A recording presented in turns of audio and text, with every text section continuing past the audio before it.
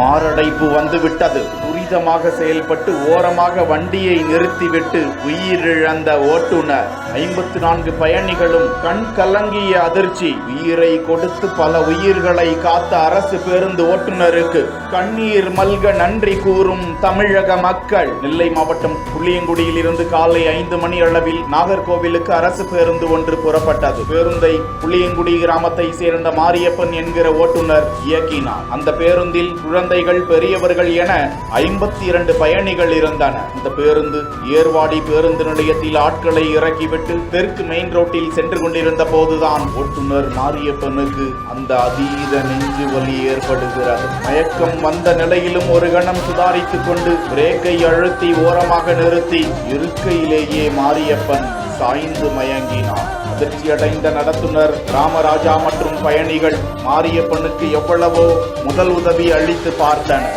உடனடியாக ஆட்டோவில் அவரை ஏற்றி ஏர்வாடியில் உள்ள தனியார் மருத்துவமனை கொண்டு சென்று பரிசோதித்த போது பரிதாபம், அவர் ஏற்கனவே இறந்திருப்பதாக மருத்துவர்கள் தெரிவித்து விட்டனர். பயணிகளின் உயிரை காத்து உயிர் நீத்த ஓட்டுநருக்கு ஒட்டுமொத்த தேசமும் தலை வணங்கி வருகிறது.